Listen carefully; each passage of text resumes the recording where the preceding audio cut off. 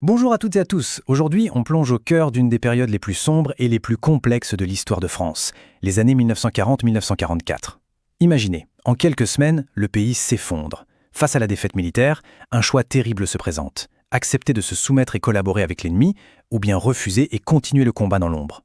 C'est l'histoire de cette France déchirée, de ces deux voies opposées qu'on va décrypter ensemble. Et tout se cristallise autour de ces deux phrases, prononcées à un jour d'intervalle. D'un côté, une immense figure, le maréchal Pétain, le héros de 14-18, qui dit aux Français « Il faut s'arrêter ». C'est la voix de l'armistice. Et de l'autre, depuis Londres, un général alors quasi inconnu, Charles de Gaulle, qui lance un message d'espoir et de défi « La flamme de la résistance ne s'éteindra pas ». Deux hommes, deux discours, et deux France qui vont s'affronter pendant 4 longues années. Alors, comment on va s'y prendre pour démêler tout ça? Voilà notre plan de route. On va commencer par le début, par le traumatisme initial, le choc de la défaite. Ensuite, on se penchera sur le régime qui naît de cette défaite, Vichy, et son choix de la collaboration. Puis on verra l'autre voie, celle de la résistance, qui refuse de baisser les bras. On regardera ensuite comment cette division a impacté le pays au quotidien, avant de faire un bilan des points essentiels à retenir. Allez, on commence par le premier point, le choc. Et le mot est faible. Il faut bien se remettre dans l'ambiance de l'époque. L'armée française, on l'a pensée comme l'une des meilleures du monde, presque invincible. Et là, en mai-juin 1940, en à peine 6 semaines, c'est la déroute, une défaite totale, brutale, qui laisse le pays complètement KO, sidéré. Cette défaite militaire, elle entraîne un chaos indescriptible. L'armée allemande avance si vite que la panique s'installe partout. Le gouvernement lui-même fuit la capitale. Imaginez des millions de gens, des familles entières, qui abandonnent tout et partent sur les routes vers le sud. C'est ça l'exode. Un pays entier à la dérive, en fuite sur ses propres routes. Donc, face à ce désastre absolu, une question se pose. Une question terrible qui hante tout le monde. Que faire? Est-ce qu'on accepte la défaite? On baisse les bras en se disant qu'il faut limiter la casse? Ou bien, est-ce qu'on continue le combat, même si ça paraît complètement fou, voire suicidaire? C'est le dilemme fondamental de l'année 1940. Eh bien, la première réponse qui va être donnée, elle vient d'un homme que tout le monde connaît et respecte à l'époque, le maréchal Pétain. On l'appelle au secours, en quelque sorte, au milieu de la panique. Et lui, il a une idée très claire de ce qu'il faut faire. Il va imposer un choix radical, un choix qui va tout changer, celui de l'armistice. Le 22 juin 1940, la France signe donc cet armistice. Alors attention, un armistice, ça veut dire qu'on arrête les combats. Ça a l'air d'être une bonne nouvelle. Mais le problème, c'est que ce n'est pas un traité de paix entre égaux. C'est le vainqueur, l'Allemagne nazie, qui dicte ces conditions. Et vous allez voir, elles sont absolument terribles pour la France. Alors concrètement, qu'est-ce qu'il y a dedans? C'est une véritable mise sous tutelle. D'abord, on coupe la France en deux. Ensuite, près de 2 millions de soldats français restent prisonniers en Allemagne. C'est un moyen de chantage énorme. L'armée française, réduite à presque rien. Et le pire peut-être, c'est que la France doit payer pour entretenir l'armée allemande sur son propre sol. En clair, le pays perd sa souveraineté. Et ce n'est pas tout. Quelques semaines plus tard, le 10 juillet 1940, il se passe quelque chose d'impensable. Les députés et les sénateurs, réunis à Vichy, votent les pleins pouvoirs à Pétain pour rédiger une nouvelle constitution. C'est la fin de la Troisième République. La démocratie est enterrée et à la place, on a un nouveau régime autoritaire, l'État français, qu'on appellera le régime de Vichy. Et pour bien montrer qu'on change tout, on change même la devise. Fini, liberté, égalité, fraternité, ça c'est l'héritage de la Révolution et de la République.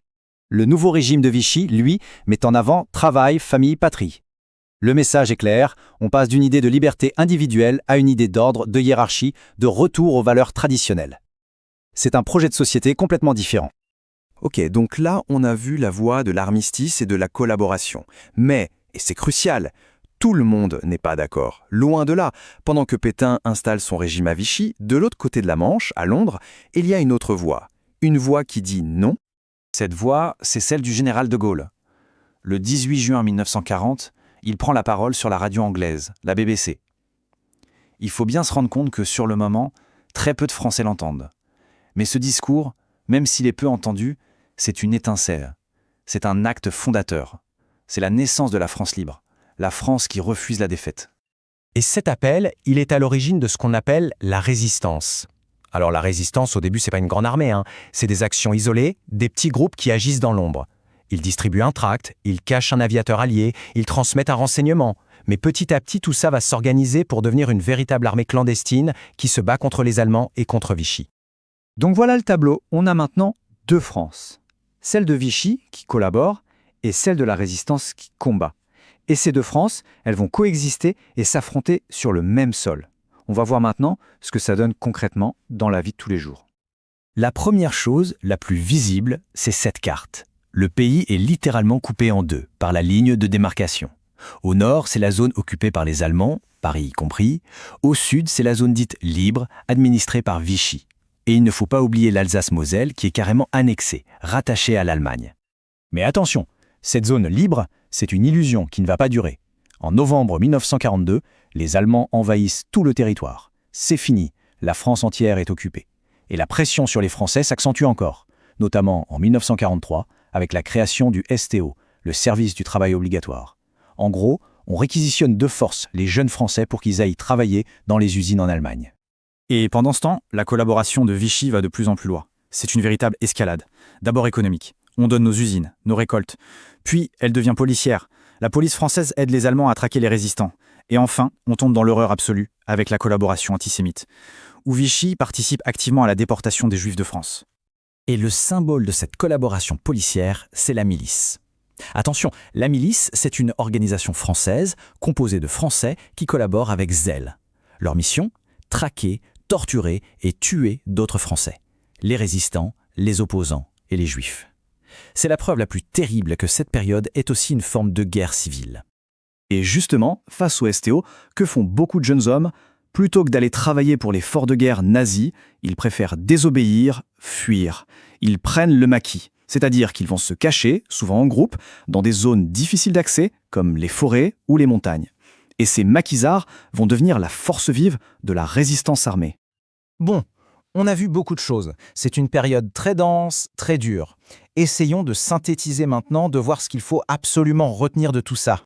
Alors si on devait faire une fiche de révision, voilà ce qu'il y aurait dessus. Les dates clés qui marquent le basculement, l'appel du 18 juin, l'armistice, les deux personnages incontournables, Pétain et De Gaulle, qui incarnent les deux choix opposés, les deux régimes, Vichy et la France libre, les notions clés comme collaboration, résistance, et bien sûr ne jamais oublier le bilan humain, en particulier les 75 000 Juifs de France qui ont été déportés avec la complicité de l'État français. Finalement, en 1944, la France est libérée. Mais la guerre n'est pas tout à fait finie. Le pays est en ruine, mais il est surtout fracturé de l'intérieur. Et ça nous laisse avec une question vertigineuse.